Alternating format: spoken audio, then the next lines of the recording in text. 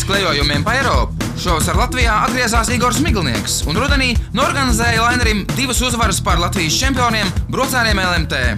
Viņa spēles vadīšanas stils un meistarība bija pievilcīga Valdim Valteram, kurš olimpisko čempionu uzaicināja savā komandā. Pagaidām tikai uz Ziemeļlīgas spēlēm. Šis piedāvājums nāca no Valtera, kā pārstāv, kā brocēnu pārstāv, un piedāvājums bija uzspēlēt tātad vēl kaut kādas starptautiskas spēles un palīdzēt brocēniem ar savu pieredzi un tādu varbūt sasniegt augstākus mērķus.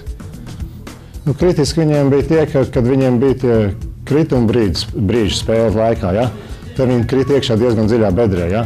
Viņi diezgan haotiski gāja ārā, jo katra komanda spēles laikā viņi uziet kādu savu tā paceļās augšā turās, tad viņiem katram ir kāds krituma brīdis, kaut kāda neveiksma sērija.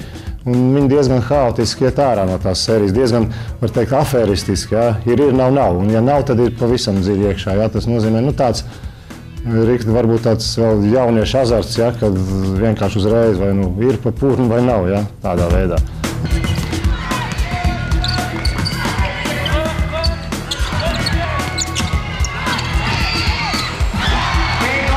Tas man ir ieroči manējā, tas ir, kad es laužos cauri, dabūju daudz cilvēku sevim atmet un izvirzīt viņus pie brīviem metieniem. Ja?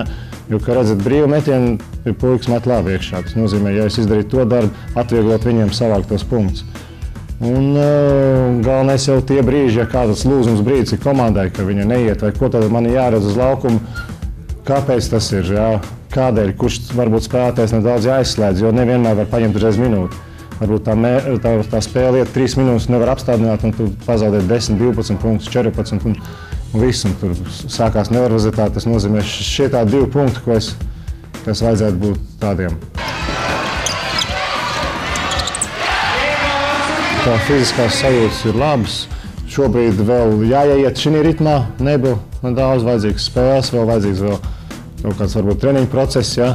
Tā kā nebija arī viegli uzreiz iemesties, ja, tajā nebulā, viss tajā viņam ir iegājuši viņu ritmā, ja, es esmu tā ienācis no malas.